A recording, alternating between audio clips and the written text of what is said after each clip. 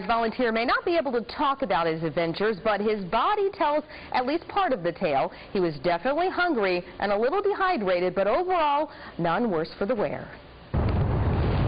It's rehearsal day for Challenger before his big flyover at the UT Georgia game this weekend. His buddy Volunteer made the trip here to NEYLAND too, but he's taking it easy these days. This is Volunteer, the notorious, adventurous Volunteer, a true Tennessean.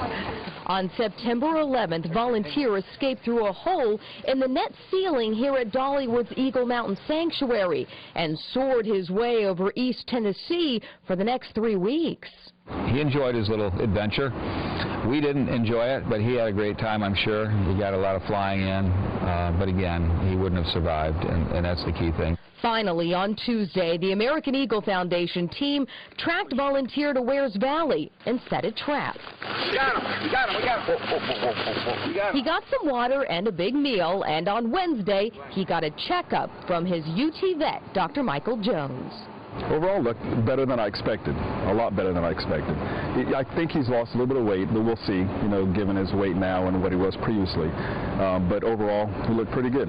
We're very, very elated. We're very pleased. We're so happy, you wouldn't believe. And we thank God for every person that called and all the help that we got from everybody in East Tennessee. Volunteer will be under watchful eyes for the next few days, maybe longer than that. Lock that up tight. We don't want anything to happen. So for now, Challenger will take care of the flying. Well, the net ceiling has been repaired at Dollywood, and Volunteer should be able to, by the way, reunite with his lifelong mate, Hero, very soon as well. John and Robin, the end. Yeah, exactly. Right. Rob, let's go. Got him. We got him. We got him. We got him. We got him. Well, obviously, we're very pleased that we finally got Volunteer out here at Wears Valley. And it's been 3 weeks and 2 days. We've been chasing him all over Kingdom Come, it seemed like, from high mountains to low valleys and everything in between. We got a call this morning from a gentleman who was renting a cabin out here in Wears Valley. And he was about to leave and check out, but he saw the eagle all day yesterday in a tree above his cabin, also on the rooftop. One of the neighbors brought it to his attention that it wasn't a wild eagle, that it was possibly the eagle that escaped from Dollywood. And they were right about that. Since we had already seen Volunteer out here on Sunday and couldn't capture him in another location in Wears Valley, we had a pretty good hunch that when we got the call from Wears Valley that it was going to be a good find. So we finally found him in a tree, set our traps. He went down to one of our traps twice and kind of escaped a little bit. This was not the big netted trap. This is a hawk trap with fishing line loops that you get your talons caught in. And he came down twice, got caught twice by one toe and got away just as we were running toward the trap. Then we pulled that trap away and used our big netted trap, the spring-loaded netted trap, which has about an 8-foot diameter. And we just sat in the woods patiently, waited for him to come back down, and he very cautiously walked toward that trap. He wasn't ready to, he was a little bit suspicious of it, and finally jumped into the middle of it, grabbed a piece of food, and as soon as he put his beak down, I told Rob, push the button. Now we've got this food in here. We've actually got the food all tied together on a string. There's a string going from the fish to the rat to the quail, and we've got spikes in the ground that I pounded earlier, and this will prevent the bird from just stealing the food. He'll try to, but he won't be able to because it's nailed to the ground. And so the next thing he'll do is land on it and try to bite it with his beak, and that's when we're going to press the button and get him. This is what he normally eats at Dollywood: trout, white rat, and quail. And so if anything's going to attract him, his regular diet will, and we're hoping this works. Okay, let's see. Rob, I guess we'll go over there in the woods and wait. He's up in that tree. He's in one of those trees in the woods right there. We don't want to disturb him. Let's go. He puts his talons on the food, and then we'll, as soon as he takes one bite, we'll press the button. Yeah, he's getting...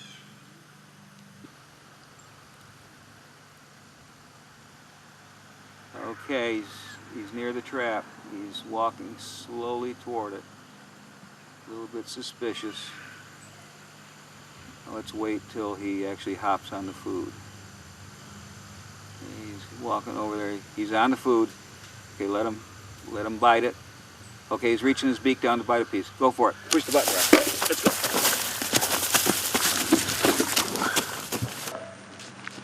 Got him. We got him. We got him. We got him. Whoa, whoa, whoa, whoa, whoa. We got him. And we were just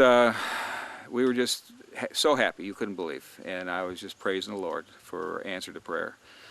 This eagle, although we checked him out, and although he may have been getting a little bit of food, he still was a little bit thin in the keel, and that's the way you can tell how much they've been eating. And but it's just a matter of time that he might have gotten into trouble, got hit by a car or a truck trying to get some dead food on the road. Also, he seemed to favor always landing over houses and in a tree over a house or a building, trying to, I guess, replicate what it looked like at Dollywood when he got fed over there. And so that we knew whenever we got a call that he was up in a tree over a house, we thought it would be a pretty good hunch that he would be there. And of course, the world of cell phones are great because we received so many calls from people all over East Tennessee. That looks good. Okay, and there's the band. A lot of people couldn't see that band, but it was there on the right leg. Okay, here, let's put a quail and a rat inside here and let him get a big dinner, which he hasn't had in a long time. Toss it in there and we're going to let him go in. Go on, buddy. Go eat. Go eat. Go eat. Go eat. You're finally home. Oh, he just grabbed that quail as quick as can be. Look at that. He just grabbed it. He might be able to get it right through here. Grab it underneath here. Yeah, he's eating it. See the quail? He's very hungry. He didn't hesitate to grab the quail at all. He just went right for it. All right, man, enjoy that meal. Now this eagle's going to be taken back to the facility. He'll be checked out by our vet tomorrow. Even though we've checked him out, he looks okay. He's got no abrasions and no cuts or anything like that, just a little thin. He seemed to be flying okay, but he was doing short flights from tree to tree so that he wouldn't use a lot of energy. I guess the one thing that he's going to really look forward to when he gets back is we're going to put him back with his mate that he hasn't seen in 3 weeks and 2 days, and he's been with his mate for 23 years. It's going to be, I think it'll be a happy time for him. And if we hadn't have found him now, he probably would have gotten injured or shot or something, killed by a predator, another predator. He was just too friendly with people and kept seeking out people for food. So. Your house is located right here next to the field where we caught the eagle, and you guys had spotted the eagle yesterday. Tell me how that all came about. Well, about 6 p.m. yesterday evening, we was just out playing football here in the street. Then all of a sudden I seen a big bird come out of the weeds behind my little brother here, and it swooped up behind him and soared out through there, and I ran in and got my parents and everything, and we walked back over, and I seen him sitting on top of the house. He's just sitting up there, and we all took pictures and everything, and he's as friendly as can be. He just sat up there the whole time. What was your story when you saw him? Tell us what you saw. I just saw it when I was throwing the football. My brother screamed that was a bald eagle, and it was pretty cool. Yeah, flew right over your head, basically, huh? Yeah. I've hunted all my life, and I've never seen anything like it.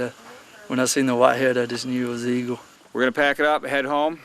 And we thank all the radio stations, the TV stations, the newspapers, everyone that's helped us out keeping the word alive about this bird. You know, just when you felt like you were giving up, you just got to keep going. And every one of those calls that we got as a result of the media broadcasts were amazingly helpful to us. Without them, we would have never found the bird. I mean, it's just literally like trying to find a needle in a haystack. I mean, or an eagle in a forest. because this land is all forest around here, and it would have never happened without the phone calls. So we thank everybody that called, all the people in East Tennessee that were concerned about Volunteer, and all the media that were so diligent about keeping his story alive until we could actually find him and catch him. When we got the bald eagle back, I felt relieved. You know, it was 3 weeks, 2 days trying to get him, day and night, sun up to sundown. Every call we got helped, everywhere we went. It's been a long process, but we finally got him back, and that's the important thing. Now it's just to get him home and make sure he's okay. And that includes blood work, physicals, and the whole 9 yards. So, we're off. We did it, bud. We did it. We did it. With the help of a lot of people, we did it. But I'll tell you what, we're worn out. Yeah. Adios, Weirds Valley. Let's go home. Let's go home. All right.